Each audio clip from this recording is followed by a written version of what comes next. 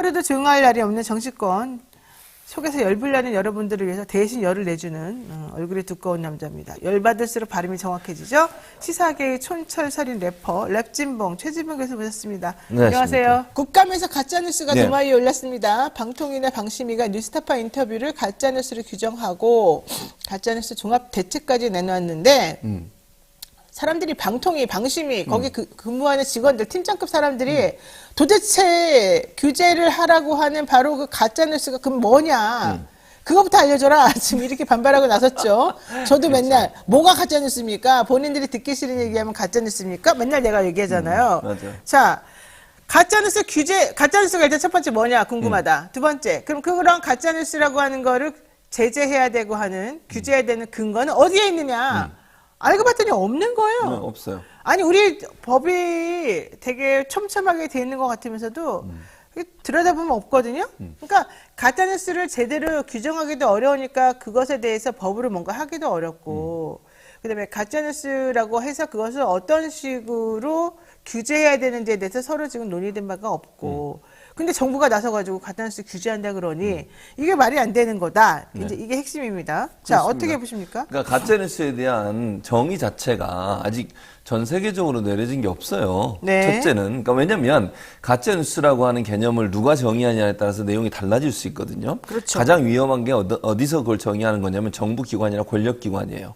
정부를 포함한 권력기관이 가짜뉴스가 어떤 거다 규정을 하게 되면 본인들에게 비판적인 언론 기사에 대해서 가짜뉴스로 다 낙인을 찍을 수 있지 않겠어요? 그렇죠. 비판과 견제의 대상이에요. 그러니까 무슨 말이냐면 고양이한테 생선을 맡겨놓는 꼴이 되는 거예요. 그건 말이 안 되잖아요. 네, 왜냐면 네, 네. 언론의 원래 기능이 뭡니까? 권력을 갖고 있는 기관에서 감시하고 견제하는 거예요. 비판을 해야 되는 게 목적이에요. 그런데 비판을 받는 사람 입장에서 이건 가짜뉴스야, 이건 가짜뉴스가 아니야, 이걸 정리하게 만들어 놓으면 비판을 할 수 있겠냐고요. 본인들한테 비판적 입장을 내는 언론사들의 기사는 다 가짜뉴스로 치부하겠죠. 맞아요. 그게 첫 번째 문제. 그러니까 가짜뉴스라는 개념을 정의하려면 아직 없지만 그 개념 정의도 전문가들이나 외부에 있는 사람들이 하고 시민사회단체에 있는 사람들이 모여서 합의해서 해야 되는 거지 권력기관이 이런 가짜뉴스 개념이 뭐라고 정의하는 것 자체는 안 된다는 거예요. 근데 지금 권력기관이 특히 정의하는 거는 그 권력의 잣대에서 봤을 때 자기네들에게 유리한 거는 진짜, 아닌 그렇죠. 거는 가짜, 그렇게 할 수 비판하는 거는 있다는 가짜 거죠. 이렇게 볼 수 있으니까. 그러니까요. 그건 근데 순수하지 않다. 맞죠. 그러니까 지금 방통이나 방심에서 이게 가짜뉴스다 이렇게 얘기하는 게 말이 안 된다는 얘기를 하는 거예요. 그렇죠. 두 번째, 법적으로는 근거가 있냐? 없어요. 없어요. 지금 방심에서 뭘 가지고 정보통신망법 44조 7에 대해서 불법 정보의 유통 금지예요. 이 불법 정보라고 하는 개념이 뭐냐면 네네. 뉴스가 아니에요. 온라인상의 개인이 올리는 정보라든지 아니면 막 그 AI나 이런 거 이용해가지고 다른 사람 얼굴에다 목소리 입혀가지고 마치 그 사람 얘기한 것처럼 한다. 이런 게 문제가 되는 거예요. 그렇죠. 그런 거는 당연히 처벌을 해야죠. 근데 뉴스에 대해서는 처벌의 대상이 되면 안 돼요. 아까도 말씀드렸지만 원래 언론의 역할이 권력기관, 그게 정부든 뭐 용산 대통령실이든 그런 정부기관에서 견제하고 감시하는 게 역할이에요. 그런 역할을 하는 기관에 대해서 가짜뉴스로 치부해서 처벌하게 되면 역할을 못하기 때문에 공적 업무 때문에 그런 일을 하지 못하도록 막아놓은 거예요. 그러니까 정보통신망법에서 불법 정보라고 얘기하는 것은 네. 언론에서 보도한 내용을 제외하고 개인이 올린 정보 중에 혹시나 이렇게 뭐 조작이 됐거나 아니면 왜곡이 됐거나 아니면 거짓 정보를 올렸거나 이랬을 때 그걸 처벌하라고 만들어 놓은 게 정보통신망법이에요. 네. 여기에는 인터넷 신문에 대해서는 전혀 대상이 되지 않아요. 그리고 그렇죠. 지금까지 9월, 올해 9월, 지금 10월이잖아요. 9월까지 한 번도 인터넷 신문을 방송통신위원회에서 심의한 적이 없어요. 맞아요. 왜냐? 그건 왜 이 정보통신망법이 44조 7에 의하면 정보라고 하는 것이 개인이 올려놓은 블로그라든지 아니면 개인이 만든 정보에 대해서 문제가 있을 때 처벌하도록 만들어 놓은 거고 언론에 대해서는 그걸 자체를 아예 심의를 하지 않았어요. 왜? 언론의 자유를 보장해야 되니까. 비판의 자유를 보장해야 되니까. 그래서 언론사에서 인터넷 언론사에서 어떻게 자체적으로 심의를 하냐면 인터넷 신문 심의 자율 기구라는 게 있어요. 인터넷 신문사 자율기구? 네, 협회에서 만들어 놓은 거예요. 네. 너희들이 자체적으로 해라. 그러니까 왜냐면 정부기관이나 권력기관이 개입을 해서 심의를 하게 되면 문제가 발생하잖아요. 아까 말씀드린 것처럼. 그렇죠. 그걸 막기 위해서 자율심의기구를 만들어서 거기서 운영하고 있고요. 만약에 언론에서 피해를 당했다고 생각하면 언론중재위원회 제소를 해서 거기서 심판받게 돼 있어요. 거기서 심의를 해서 그 기관이 2개나 있어 지금. 근데 왜 방심위가 나서서 이걸 하려고 하냐고요. 지금까지 한 번도 그런 적도 없었어요. 심지어 이명박 박근혜 정부 때도 이런 일을 한 적이 없었다고요. 더 나아가서 여러분 잘 아시잖아요. 지난번 문재인 정부 때 언론중재법 개정하려고 했더니 누가 제일 극명하게 반대했습니까? 국민의힘에서 반대했잖아요. 반대했죠. 그래서 못했잖아요. 입에 거품을 물고 벌금 좀 올리자고 했더니 네, 그건 못 올린다고 언론자의 침해라고. 가짜뉴스가 뭐냐 그러면서. 당연하죠. 그때 그렇게 말했어요. 그 아 사람들이. 그러니까요. 네. 웃기잖아요. 누워서 네. 침 뱉기지 내로남불의 전형 아닙니까? 맞습니다. 이제 와서 왜 이러는 거예요 대체? 본인들에게 불리한 거가 자꾸 나온다고 생각하나 보죠? 그렇죠. 그러니까 그거 없애려고 하는 거야. 다른 이유가 없어요. 그러네. 본인들에게 비판적인 기사를 어떻게든지 없애고 억압을 해가지고 그런 언론사들이 본인에 대한 비판, 즉 정부 권력에 대한 비판적 기사를 쓰지 못하게 만들려는 압박 수단이에요. 그렇군요. 이게 언론 통제지 이게 무슨 언론 자유냐고요. 그렇군요. 그리고 실제 방심위 법무팀에서도요 자체 그 조사를 해봤어요. 법무팀에서 그 인터넷 신문은 심의 대상이 될 수 없다라고 결론을 내렸어요. 맞아요. 그랬더니 어떻게 한 줄 근데 아세요? 바뀌었잖아. 팀장을 바꿔버렸어. 아니 웃기잖아. 팀장을 바꿔가지고. 네, 그 다음엔 또 입장이 바뀌어. 네, 입장이 바뀌어. 이걸 어떻게 신뢰할 수 있겠어요? 신뢰가 됩니까? 그러니까요. 대놓고 아주 노골적으로 해. 저도 사실 방통위원회 산하에 있는 작은 소위의 소위, 위원이잖아요. 통신 소위, 방송 소위. 네, 제가 소위의 위원이잖아요. 아, 그래 현재? 네. 오, 안 잘렸네? 네. 오늘 이게 밝혀지면 잘리는 거 아니에요? 기간이 있으니까. 아니, 근데 이미 밝혀진 게 지난번에 어떤 제가 안 좋아하는 의원이 네. 노영희를 왜 거기다 넣었냐. 한번 얘기가 된 적이 있어요. 그 다음에 저를 무시하시더라고요. 그래서 나중에 넘어가고 있어요. 근데 어쨌든 중요한 거는 그렇게 자기네들 입맛에 맞는 것만이 진리다라고 생각하고 아닌 거는 자기들한테 비판하는 건 아니라고 적대시하는 거 옳지 않고 그건 제대로 된 언론이 아니고 특히 방심위가 웃기는 게 인터넷 언론사에 온라인 콘텐츠 관련 정보들에 대해서는 심의할 수 없다는 게 입장이었는데 입장이었어요. 갑자기 정부가 바뀌면서 정부가 바뀌었다?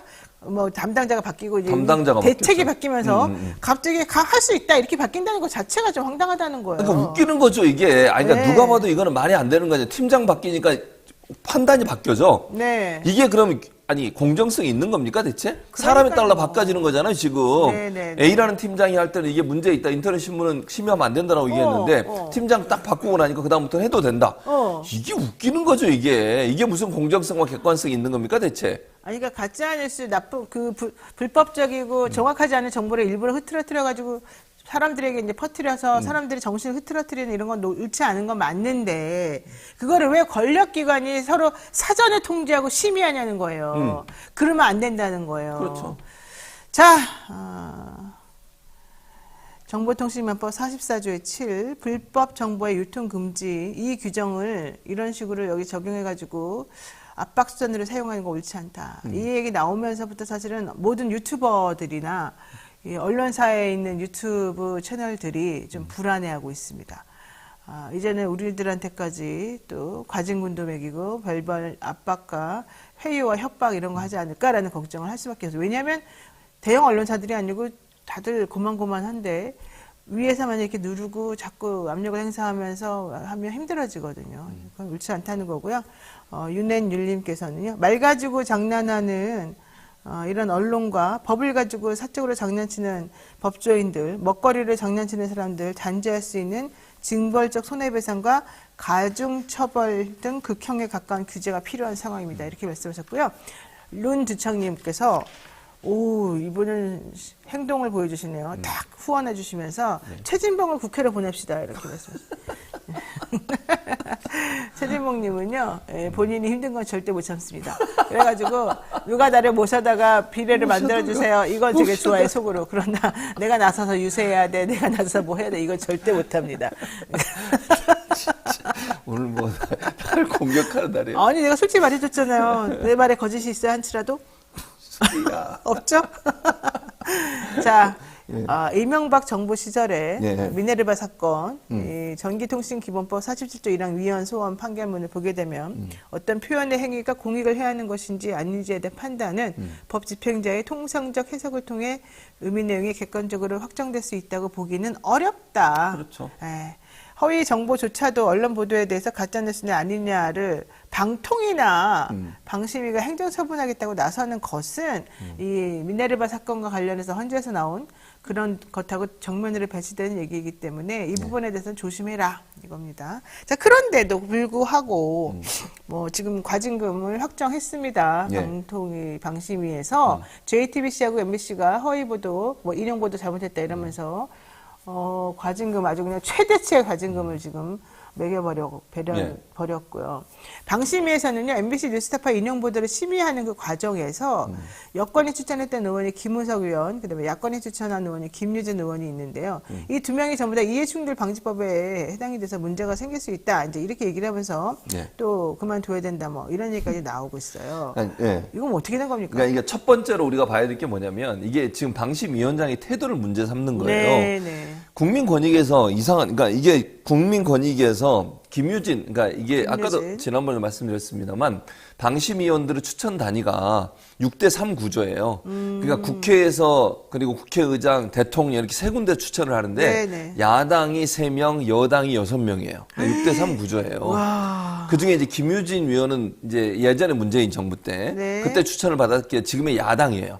근데 국민권익위원회에서 이 김유진이라는 분이 어떤 분이냐면 민원연이라고 하는 거 있죠. 민원연의 네, 사무처장을 했던 사람이에요. 그 전력을 문제 삼아가지고 이해충돌의 여지가 있다고 이 사람을 제척 사유를 둔 거예요. 심의 내용에서. 근데 그거에 대해서 김유진 의원이 여러 가지 대책을 마련해 달라고 위원장한테 요구를 해서 그때는 위원장이 묵살을 한 거야. 뭐 권익위에서 왔으니까 그냥 이 사람이 어떤 사안에 대해서 민원연 출신이니까 당신은 진보적일 거야 또는 정권이 비판적일 거야. 그러니까 이 심의하지 마 이런 거잖아요. 네. 그럼 추천을 왜 정부 여당이 하는 거예요? 아니 그럼 대통령이 추천한 사람은 당연히 여당 측이겠지. 그렇죠. 논리적으로 말이 안 되잖아요. 근데 이제 뭐가 문제가 되냐. 김무석이라는 사람이 있어요. 이분은 옛날에 야당, 그러니까 지금의 국민의힘이 추천한 사람이에요. 그렇죠. 이분은 제가 예전에도 방송을 여러 번 같이 했던 사람이에요. 그러니까 예전에 방송에 보수 패널로 나와서 패널로 활동했던 분이에요. 그러니까 어떤 성향인지 아시겠죠. 제가 뭐 네, 설명을 네. 더 안 해도. 네. 이분이 이제 그러면 MBC에 대해 심의에 들어가. 그러면 공정하게 되겠냐는 거예요. 그래서 MBC에서 이 사람을 좀 빼달라. 제척 사유가 있으니까 이 사람은 선입견을 갖고 있고 MBC에서 비판적 입장을 갖고 있는 사람이니까 공정하게 심의를 할 수 없다. 그래서 빼달라고 했더니 위원회에서 어떻게 결정했냐면 우리가 그럼 투표해 볼게. 그래갖고 위원들이 만나가지고 투표를 했어요. 자기들끼리.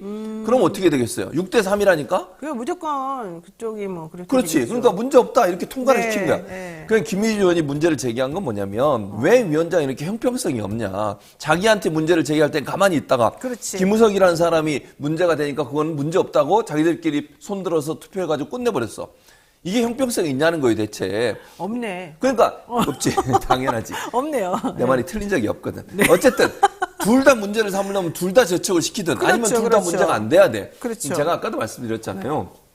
방심위에서 기본적으로 추천 단위가 여야가 구분돼 추천이 들어와요. 그러면 정치적으로 중립성을 완전히 지킬 수 있는 상황이 아니에요. 네. 아니 대통령이 3명을 추천해서 그중에 1명이 위원장이 되는 거거든요. 지금 구조잖아요. 물론 절차상으로는 뭐 서로 이렇게 모여서 자기들이 회의에서 위원장을 뽑긴 해. 호선으로 한다 이렇게 돼 있어요. 그렇죠. 그런데 보통 어떻게 하냐면 들어가기 전에 여당 추천위원끼리 모여서 의견을 나눠요. 누구를 하자. 그러면 대통령실에 누구를 찍으면 그 사람을 하지 않겠어요? 네. 호선을 한다 하더라도. 네, 네. 그렇게 해서 들어온 사람이 어떻게 정치적 중립성을 지킬 수 있겠냐고요. 그러니까 지금 구조로 보면 지금 6대3이라고 하는 구조가 바뀌지 않는 한 정치적 영향으로부터 자유로울 수 없어요. 그런데 어떤 사람에 대해서는 이게 문제 없다고 그냥 넘어가고 어떤 사람은 문제 있다고 해서 이거 받아들이지 않고 이런 식으로 하면 안 된다는 거야. 둘 다 문제가 없다고 얘기하든지 그러면 이해를 하겠어 100번. 왜냐면 어차피 추천 단위 자체가 정치적 영향력으로 자유로울 수 없는 상황에 추천이 되는 거니까 그 사람들은 정치적 영향력 아래에 있다고 보는 것이 일반적이에요. 민원연에서 활동한 게 왜 문제가 되죠? 모르겠어요. 나는 나도. 민주언론시민연합이 그 어떤 시각을 가지고 계속해서 이 언론과 관련된 여러 가지 좋은 활동 많이 했고 그렇죠. 지적도 많이 해줬고 다른 기관에서 권력을 가진 기관에서 언론을 좀 통제하려고 하고 편파적으로 하려는 거를 막아주는 어느 정도 순기능을 많이 했다라고 생각하는데 그렇죠. 그런 곳에서 활동한 사람이 좀 더 공식적인 그런 라운드에 와가지고 이 규정을 조금 만들고 보고 얘기해보고 좀 발전시켜보자. 이렇게 해서 그 자리에 추천해서 지금 와 있는데 그렇죠. 그게 그 과거에 그런 행적 때문에 사실 거기 와 있는 건데 그것이 잘못됐다고 하면 뭘 어떻게 하라는 거야. 그러니까. 그러면 애기 태어나자마자 아무 활동도 안 했던 애기들만 갖다 앉혀놔야 되겠네? 그렇지. 그렇잖아요. 지금 이 말이 안 맞는 따지면. 거잖아요. 그렇지. 예. 그리고 두 사람을 비교해 보면 이렇게 비교해 볼게요. 사람에 대한 비교가 아니고요. 민원연이라는 시민사회 단체 출신이 더 공정하겠어요? 국민의힘에서 역할을 했던 사람이 더 그러니까 훨씬 공정하겠어요? 더 정치적으로는 좀 더 순수하게 당연하죠. 논리적으로 하겠죠. 따지면. 김유진 의원 같은 경우가 아 진짜 이걸 뭐라고 해야 됩니까? 근데 왜 이걸 제대로 말해주고 반박해주고 그런 데가 없어요? 그런 사람들이? 그러니까 문제라는 거예요. 그러니까 지금 현재 그 정부나 아니면 권력기관은 본인들에게 불리한 보도를 하거나 비판적 보도를 하는 언론사들을 어떻게든지 억압을 하겠다는 생각을 가지고 방심위도 이렇게 운영을 하고 방통위도 그렇게 방통위도 네. 보세요. 정원이 5명인데 2명만 있잖아 지금. 그러니까요. 대통령 임명한 2명. 자기들이 알아서 다 해. 그러니까요. 그러니까 지금 최진무 교수는 그래서 내가 방통위 가야 된다 이 얘기 하고 싶은 거죠, 솔직히. 무슨 말씀이세요? 최민희 의원을 빨리 보내라고 그러면 알겠어요. 임명을 안 하잖아 최민희 대통령이. 의원 임명 안 해요. 그것도 정말 심각한 직무유기 아닙니까? 그렇지. 대통령은 왜 직무유기를 이렇게 하루 종일 하는지 모르겠어요. 하루 종일이 아니지만 몇 달을 하고 있는데 모르겠네요. 자, KBS 차기 사장 후보 박민 문화일보 논설위원 임명 제청됐습니다. 결과론적으로. 이거 지금 KBS 내부에서도 지금 말들이 많은데. 예. 이렇게까지 해야 됩니까, 진짜? 아니죠. 이렇게 하면 안 되는 거지. 정말 짜증납니다. 어제 국정감사에 두 가지 문제가 지적이 됐어요. 네, 첫째는 네, 뭐냐면 이 사람에 대해서 임명을 하면 원래 최종 재가는 누가 하면 대통령이에요. 대통령이 임명권이 있어요. 네. 근데 이사회에서 어떤 후보를 뽑아서 임명 제청을 하면 대통령이 재가를 하는데 어제 재가를 해버린 거야. 아니, 그러니까 이게 지난번에 MBC처럼 이 권한대행 직무집행 정지를 인정을 해줬으면은 네. 이런 일이 안 나왔을 거 아니에요. 그렇죠. 근데 그러니까 지금 현재 그러니까 행정법원의 판단이 곧 나와요. 그럼 나오는 거 보고해도 되잖아. 그렇잖아요. 근데 그걸 기다리지 이거를 않고. 나오기 전에 하는 거지. 그렇지. 그렇게 왜? 나올까 봐. 그래야 법원 입장에서는 이미 임명이 됐으니까 각하되는 거지. 그렇지. 그렇게 만들려는 의도라고 보여진다는 거예요, 제 말은. 그게 얼마나 꼼수냐는 거예요. 아니, 기다려봤다가 정말 판단이 제대로 되는지 안 되는지 봐야 되고. 네. 두 번째, 이사의 운영도 문제가 되잖아요. 이 사람이 처음에 원래 어떻게 돼 있냐면 이사들이 모여서 과반수 이상의 10월 결선 투표요. 그렇죠. 세 차례까지 진행. 결선 투표를 해야 되는데 안 하고 넘어간 네. 거야. 왜 그랬어요, 그 사람이? 한 명의 이사, 지금 현재 여권 추천 이사가 예. 입장을 바꾼 거야. 자기가 봐도 이게 말이 안 되거든. 자기가 봐도 이런 식으로 하는 게 도저히 말이 안 된다고 생각해서 이건 아니다. 그래서 반대를 해버린 거잖아요. 그래서 과반수가 그렇죠. 안 된 거예요. 그렇죠. 그러니까 서기석 이사장이 어떻게 해버렸어? 사내를 선포해버렸어. 원래 그냥 그 상태에서 다시 한번 해야 되거든, 결선 이사회를 투표를. 휴회해버렸죠. 그러니까요. 그게 말이 되냐고. 그리고 다시 며칠 지나서 이사를 바꿔가지고 다시 열었어요. 네. 이게 불법적인 요소가 있다는 얘기를 하는 거예요. 네. 원래 그 당시에 만약에 3명이 그때 후보였거든요. 3명 중에 1명이 과반수가 안 되면 어떻게 해야 돼요? 나머지 2명만 넣고 결선 투표를 해야 돼요. 그걸 정지를 시켜버렸다고요. 이사장이라는 사람이. 그럼 그 자체가 법적으로 문제가 있을 수 있는 문제예요. 그리고 나서 이사를 바꿔서 다시 했어. 그러니까 임시 이사를 열어서. 박민 씨에 대해서 비토할 것 같은 움직임이 포섭이 되니까 결선 갑자기 투표를 안한 거야. 휴회를 해버리고. 그렇죠. 그 사이에 이거는 도대체 이 위원장이 이런 식으로 하는 걸, 이사장이 이렇게 식으로 하는 걸 보니까 문제가 있을 수 있다 생각한 여권 추천 이사를 이사가 바꿨어요. 그러면 좋다. 내가 아예 이 사퇴. 여가 더 많은 이 상황 자체를 바꿔서 동수를 만들어 보자.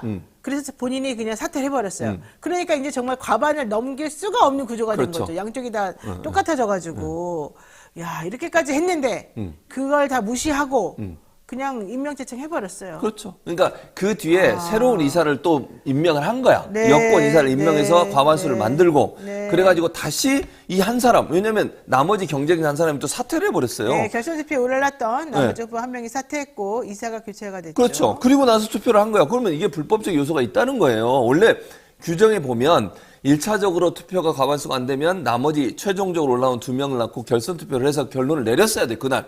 근데 결론을 안 내린 이유가 뭐예요? 자기가 원하는 대로 결과가 안 나올 수 있거든. 박민희라는 그러니까. 사람이 안 될 수도 있는 상황이 된 그러니까. 거예요. 그러니까 이거를 갑자기 휴회를 해버리고 다시 임시 이사회를 며칠 있다 열었는데 그 사이에 무슨 일이 있었냐? 반대 입장을 보인 것으로 보이는, 그건 확실하지 않으니까요. 네. 그 사람을 아예 그러니까 그 사람이 스스로 물러났죠. 사임을 했고 그 자리에 여권 이사 한 명을 또 추천을 한 거예요. 네. 이 사람은 논란이 되는 게 뭐냐면 5.18을 했는 발언이나 아니면 이게 논란이 되는 분 중에 한 분이에요. 이 사람을 임명해가지고 다시 임시 이사회를 열어서 과반수장이 나오게 만든 거죠. 네. 그러면 박민희라는 사람을 사장으로 앉히기 위해서 얼마나 이 불법적인 요소나 아니면 위법적인 요소들이 많이 포함되어 있냐라고 지금 비판을 받고 있는 거예요. 맞습니다. 자, KBS 사정이 지금 또 녹록치가 않습니다. 지금 KBS 수수료 분리가 이루어지고 있는데 3개월이 지난 지금 56억 원의 수신료 수입이 줄어들었다. 예. 이런 결론이 나왔네요. 그렇게 되면 어이구 이거 타격이 클 것 같은데요. 당연히 크죠. 왜냐하면 이제 프로그램 제작이나 이런 부분에서 영향을 받게 되고 이렇게 되면 어떤 프로그램이 없어지겠어? 공익적 내용이 프로그램이 없어져요. 그러네요. 시청률 안 나오는 프로그램 안 해요. 누가 하겠어요? 그러면 KBS 입장에서 그렇죠. 수신료를 받아서 그 수신료 가지고 시청률이 좀 적게 나오더라도 네. 공익적 요소가 강하고 국민들을 위해서 또는 일부 소외계층을 위한 프로그램을 만들어 왔어요, 지금까지. 그런 프로그램 만들겠냐고, 이제. 안 만들죠, 당연히. 그렇죠. 돈이 없는데. 돈이 없는데 어떻게 만들어요? 그러면 자극적인 방송 만들 수밖에 없고, 공영방송으로서 역할을 할 수 없는 상황이 될 수밖에 없어요. 지금 점점 늘어가고 있어요. 그러니까 수신료의 그 수신율 자체가 점점 낮아지고 있는데, 현재 보니까요, 8월 23억 6천만 원. 그 다음에 9월에 33억 3천만 원. 각각 네. 감소를 했고요. 그리고 나서 만약 이번 달까지 만약에 이제 더 줄어들게 되면 52억 원 정도의 수신료 수입이 줄어들게 되는 그런 상황이 된다고 볼 수 있을 것 같습니다. 아, 정말 여기도 지금 KBS 수신료도 문제인데 전 JTBC 사태가 더 예. 걱정스러워요. 제가 JTBC 사실은 상당히 많이 나갔었거든요. 그래서 지금 안 나가시잖아요. 지금 안 나가요. 근데 그 당시에 한창 손석희 사장 휘하에서 이 촛불 시민들의 활동이라던가 뭐 여러 가지 얘기들이 지금 상당히 이제 힘을 실어주면서 민주적인 활동을 많이 했었었거든요. 당시에. 근데 JTBC 심각한 적자다 그러면서 희망퇴직도 받고 있고요. 손석희 사장은 아예 이제 그냥 딱 잘라버렸더라고요. 네. 그리고 보도국 인원도 줄이겠다 이렇게 하면서 지금 내부적으로 상당히 문제가 많이 노출이 되고 있습니다. JTBC가 언제부터 이렇게 돼버린 겁니까? 왜 이렇게 된 겁니까? 그리고 사실 손석희 사장이 사장직을 그만두고 이제 순회 특파원처럼 이렇게 일본에서 2년 동안 있었거든요. 형식적으로 나간 거죠. 네, 사실은. 그 사이예요, 그 사이. 그러니까 왜 왜냐면 그렇게 된 거예요? 왜 그렇게 됐겠어요? 시청자들이 외면을 받으니까 이렇게 되는 거죠. 그러지 않겠어요? 아니 그러면 이렇게 물어볼게요. JTBC가 갑자기 신뢰도 1위 회사였는데. 그럼 왜 그랬겠어요? 그때 언제였습니까? 손석희 사장이 있을 때예요. 그래요, 맞아요. 그래야 손석희 사장 떠나고 나니까 완전히 논조가 바뀐 거잖아요. 그리고 사람들 나오는 사람들 다 바뀌었어요. 그렇죠. 저도 그때부터 안 나갔어요. 저도 그랬어요. 그 아, 전부터였나? 그래요? 저도 아무튼 잘렸어요. 어쨌든 근데 제가 얘기하고 싶은 건 JTBC가 그 당시에요. 지금 MBC가 시청률 1위지만 예전에는 MBC가 그렇게 시청률이 높지 않았어요. 네, 이명박 박근혜 정부 때는 잘 아시는 것처럼 이제 그 MBC를 망가뜨리는 예전의 사장들 그 사장들이 들어와 가지고 노조 탄압하고 언론 장악하고 정권의 옹의를 위해서 일하고 이러다 보니까 MBC랑 KBS 시청률이 뚝 떨어졌어. 대안으로 누가 나서요? JTBC가 나선 거예요. 그래서 사실 탄핵의 주도적인 역할을 했다고 제가 얘기할 수는 없지만 어쨌든 태블릿 PC도 처음 여기서 나왔고 그리고 비판적 논조로 계속 정부에 대한 비판적 입장을 냈던 언론사예요. 그러니까 사람들이 여기에 몰려들어가지고 시청률 1위도 했었고 그다음에 사람들의 관심이 높아졌던 거는 언론사였죠. 근데 그리고 나서 윤석열 정부 들어서 어떻게 됐습니까? 뭐 그 전부터도 마찬가지지만 문재인 정부 들어서 마지막 부분 들어가면서 상당히 쇠락기로 들어섰는데 이유는 뭐냐면 논조 자체가 너무 바뀌고 있다는 거예요. 맞아요. 그러니까 예전에 좀 비판적이고 권력에 대한 비판적 입장을 내던 목소리에서 요즘은 그런 부분들이 많이 줄어들었어요. 그리고 그런 기자들도 알게 모르게 이미 다 내보냈어요. 그리고 스스로 나가기도 하고 봉지욱 기자 같은 경우도 왜 나왔겠습니까? 스스로 나가게 거기서? 해요. 그렇죠. 봉지욱 기자도 거기 있다 나왔잖아요. 그랬더니 봉지욱 기자를 막 비판하는 기사를 써. 네, 맞아요. 이런 식으로 하니까 시청률이 떨어질 수밖에 없고 시청자들의 관심에서 멀어질 수밖에 없는 거잖아요. 그러니까 적자가 나는 거예요. 지금 현재 보니까 100명 정도를 희망 퇴직을 하도록 만들려고 하는 것 같아요. 그중에 네. 이제 국별로 인원을 좀 할당하지 않았겠어요? 보도국에 30명이 할당이 됐대요. 네. 그러니까 반발을 하는 거예요, 지금. 적자 폭이 얼마인 줄 아세요? 3,400억 원이에요, 지금 부채가. 부채가 3,400억 원이에요. 네, 네. 그러니까 이런 상황이기 때문에 JTBC가 운영에 상당히 어려움을 겪고 있는 상황인데 다른 거 보는 게 아니에요. 저는 이렇게 생각해요. JTBC가 원래 중앙일보에서 그렇죠. 같은 그거 계열사인데 계열사예요. 지금도. 처음에 만들어져서 한창 이 신뢰도를 쌓을 때는 중앙일보의 간섭이 별로 없었었어요. 맞아요. 그러다가 바뀌었어요. 그러니까 손석희 사장한테 정권을 네, 준 거잖아요. 네, 홍석현 맞아요. 회장이. 네. 그래서 간섭을 안 했다는 거예요. 맞아요. 손석희 사장 인터뷰 내용을 보면 간섭을 자체를 안 했대요. 그러니까 그래서 스스로 사주의 영향으로부터 자유로운 언론사의 역할을 했었고 그렇죠. 근데 지금은 그게 아니기 때문이라는 네. 결론적인 입장에 설 수밖에 없는 상황이라는 거예요. 맞습니다. 자, 그러면은 손석희 씨가 나간 것 자체가 상당히 의미가 있겠네요. 그렇죠. 손석희 사장이 왜냐면 무슨 의미가 있습니까? 한마디로. 제가 말씀드린 건 전권을 갖느냐 못 갖느냐의 문제라고 저는 생각해요. 그러니까 예를 들면 사장이라는 사람을 앉혀놓고 그 사장이 정권을 갖고 있느냐 아니냐 이게 대단히 중요하다니까요. 손석희 사장 같은 경우는 그걸 조건으로 해서 들어갔다고 저는 보거든요. 네, 근데 그렇게 얘기 들었죠. 그렇죠. 그러니까 홍석현 회장이 어떤 보도를 하더라도 간섭을 안 하는 거야. 그러면 자유롭게 할 수 있는 거잖아요. 근데 만약에 홍석현 회장이 갖고 있는 보수적 성향, 뭐 그분이 보수적 성향은 제 개인적 견해입니다. 그런 중앙일보가 갖고 있는 논조를 보면 그렇다고 보니까요. 그런 견해가 계속 압박이 되거나 아니면 그런 영향으로 자유로울 수 없는 사장이 있다고 하면 과연 정권에 대한 비판을 자유롭게 할 수 있겠습니까? 눈치 안 보고? 그게 불가능해지는 거잖아요. 맞습니다. 자, 이 얘기도 한번 해보겠습니다. 지난해 MBC랑 대통령실에서 날리면 도어스핑 이거 가지고 지금 한참 난리가 났었었는데 이 과정에서 결국 MBC는 탑승 불허, 대통령 전용기 탑승 불허라는 아주 희대의 일까지 벌어지지 않았습니까? 네. 근데 이것을 MBC가 그때 탑승 불허라고 하는 건에 대해서 보도를 당연히 했을 거 아니에요. 그렇죠. 그러니까 방심위가 그 MBC의 탑승 불허 사건을 취재했다고 MBC에 대해서 법정 제재를 추진한다는 거예요. 이게 말이 되는 건지 모르겠는데 첫 번째. 게다가 뉴스타파 인터뷰 인용 보도했다는 이유로 KBS 최경영의 최강시사, MBC 신장식의 신장기업도 또 같이 신장기업은 TBS 아니에요? 어쨌든. 신장식의 원래 뉴스 하이킥이죠, MBC는. 뉴스 하이킥, MBC는. 예. 자, 이 프로그램 같은 것들을 또 역시 한번 좀 제재하겠다. 이런 얘기가 지금 나온다는 거예요. 그러니까 예. 결론적으로 잘 보시면 정부랑 여권의 활동에 대해서 비판적 논조를 얘기를 했던 곳이 지금 다 포함되는 거잖아요. 그렇죠. 이게 뭡니까? 그러니까 이 말이 안 되는 게 뭐냐면, 자, MBC 탑승 못하게 한 거 맞잖아요. 네. 틀려요, 그게? 근데 그거를 왜 취재해서 보도했다고 뭐라 그러죠? 그러니까 말이 안 된다는 거지. MBC가 탑승을 불허 당한 거 맞잖아요. 네. 정부에서 못하게 했잖아요. 네. 그래서 못 탔어. 그래서 못 탔습니다. 얘기했더니 그걸 징계하겠대. 그러니까. 이게 뭐 징계의 이유가 되는 거예요, 대체? 이해가 안 가서. 이해가 안 가요, 저도. 아니, 무슨 다른 얘기를 한 게 아니고 사실관계 얘기한 거잖아. 다른 언론사들은 다 탑승했는데 MBC 같은 경우에는 날리면 보도 때문에 어쨌든 그 이유를 해서 그것 때문에 탑승을 불허당했어요. 그래서 우리가 불허당했다, 못 타서 민항기 타고 갔다. 이렇게 보도한 걸 왜 징계 대상이 되는 거죠, 그게? 그러니까요. 아니, 뭐 이해를 못 하겠어. 뭐든지 자기들한테 비판적이면 징계하는 거예요, 대체? 근데 그거를 징계한다고 하면 또 진짜 징계가 되는 거야. 왜 방심위가 그런 걸 그냥 거수기처럼 막 그렇게 하죠? 그러니까 방심위가 아까도 제가 말씀 정치적인 압력이나 이런 것 자유로울 수 없는 구조가 6대3 구조기 때문에 그래요. 본인들을 거기에 보내고 임명한 사람이 누구냐를 명확하게 알고 있는 거지. 정치권이 그들을 보내고 정치권이 그들을 임명할 수 있도록 하는 뒷배가 돼주니까 자기를 임명해주고 추천해준 사람에 대해서 어떻게 했어요? 충성을 하겠다고 생각을 하는 거지. 네. 그 자체가 대단히 잘못됐어요. 그리고 정치권에서 그런 사람들을 보낼 때 중립적으로 할 수 있는 사람 보내는 게 아니라 자기들 말 잘 들을 사람을 보내는 거 아니에요. 그렇죠, 국회에서도. 그렇죠. 네, 그러니까 문제가 되는 거지 결국. 두 번째, 김만배 씨 녹취록 관련해서는요. 자, 커피를 누가 타줬냐? 이게 잘못됐어요. 좋아요. 잘못된 거 인정. 그러면 김만배 씨가 얘기했던 부산저축은행 부실 대출에 윤석열 대통령이 영향을 행사했다고 하는 의혹이 완전히 해소됐나요, 지금? 법적으로 그게 무슨 조사를 통해서 검찰 수사를 통해서 완벽하게 그러지 않다고 하는 결론이 나왔나요? 아니거든요. 그렇죠. 자, 커피 타준 거 잘못해서 그거 좋아요. 그건 비판하세요.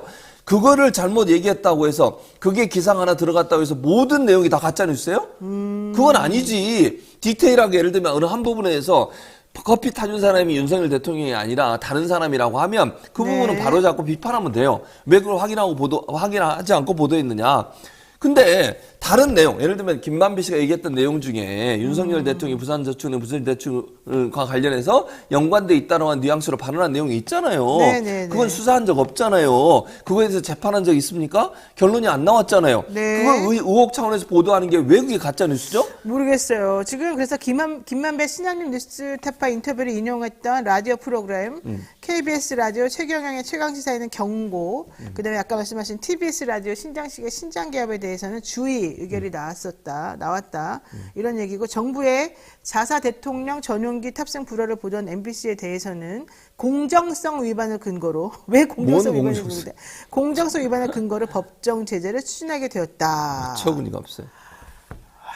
여기까지 하겠습니다. 도대체가 이해할 수가 없는 상황인데 지난달 14일 뉴스타파 사무실과 JTBC 사무실 한상진, 봉지은 뉴스타파 기자 주거지 전부 다 압수수색한 상황에서 이제 JTBC는 적자폭이 커서 지금 다 자르고 있고 손석희 사단과는 완벽하게 결별했고 그분 모셔갔었던 상황인데 네. 이제 그런 거를 뭐든지 보도하는 회사들은 다 걸려버리게 되고 주인의 경고 같은 거 먹게 되면 법정 제재 먹게 되면 나중에 감점 되잖아요. 네, 재승 2심사에서 네, 감점 때. 대상이 돼요. 이야 정말 심각하다.